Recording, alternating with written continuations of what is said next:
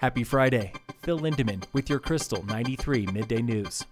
Pro skier Chris Anthony thanks Warren Miller and Google for teaching him all about filmmaking. Cameramen, editors, producers, and I got to see how that show was put together, the film was put together, as well as the tour itself. And then along with that, when it came down to the actual editing, nowadays you just Google it. For years now, Anthony has been piecing together an incredible story. At the end of World War II, 10th Mountain Division ski troopers held a mythic ski race at Mount Mangart on the Italian-Slovenian border. I was trying to actually find somebody else to do it, but my loyalty to the story, I didn't want to let it go. And when I couldn't find other people to jump in and produce it, I kind of felt obligated that I needed to figure this out on my own. Mission Mount Mangart premieres in Summit County tomorrow at Colorado Mountain College in Breck. Anthony will be there for a Q&A. Ticket sales benefit Team Breck. Doors are at 6:30. At the end of summer, local backcountry rescues are down, but fatalities are up. Summit Rescue Group reports 167 calls for help so far this year. Officials do not expect to beat last year's record high of 217.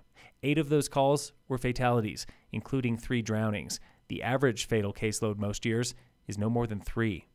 Over in the Aspen area, search and rescue helped a lost hiker get back to her car without ever entering the field.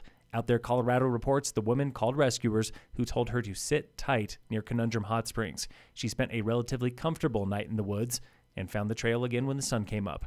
Rescuers say that is good advice for anyone. If you can hunker down overnight, do so. Night route finding and night rescues are exponentially harder.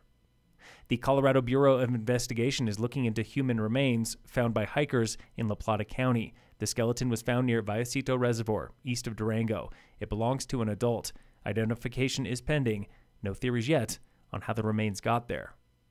Minturn's own Vail Mountain Coffee and Tea is overthrowing Starbucks. Sort of. This from the Vail Daily.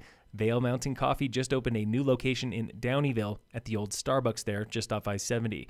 They have also taken over the old Starbucks location in Beaver Creek Village. Local fire danger remains moderate today, still with no fire restrictions here in Summit.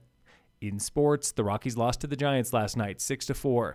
Today, the Rockies open their final series of the season with the Dodgers at 8:10.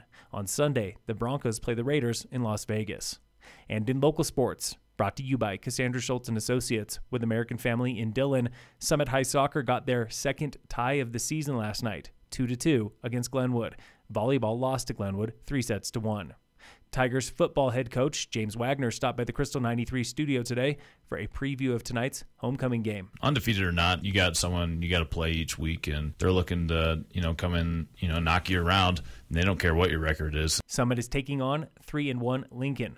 Kickoff tonight is 7 o'clock. Phil Lindemann, Krystal 93 News.